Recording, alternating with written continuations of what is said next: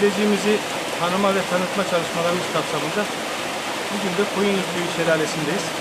Tabii zorlu bir, meşakkatli bir yoldan gelerek bir güzelliğe şahit olduk.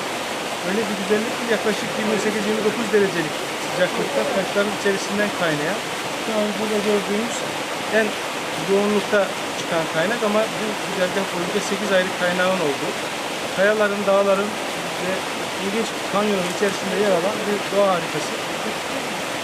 Zor geliniyor ama gelmeye değiyor. Kendine tavsiye ediyoruz.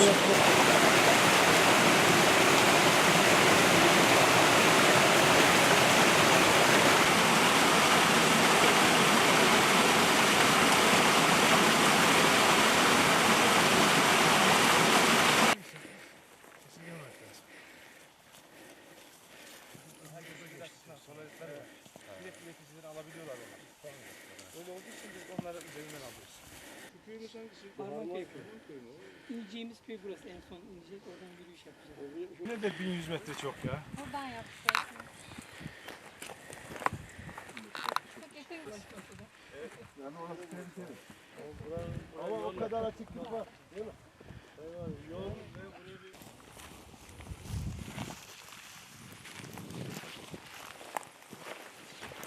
Evet, burada hayvanlar falan geçiyorlar buraları.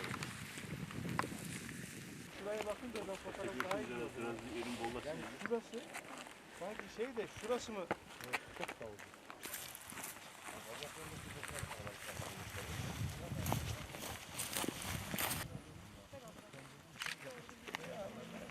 Onu yakardı.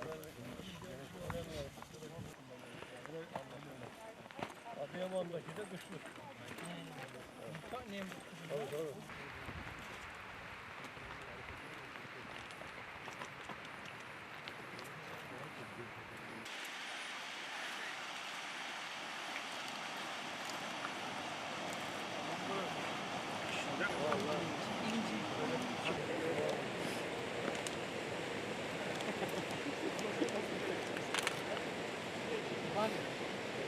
İleride yine var. Var.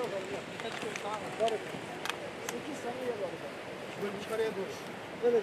Buraya arkaya doğru nereye gidiyor burası? Evet.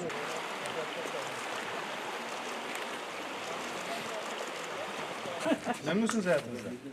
Hayatınızdan memnun musunuz? Nasıl bizim devletin sunduğu hizmetlerden yana bir sıkıntınız var mı? Sağlık, sıhhat işleri nasıl yapıyorsunuz?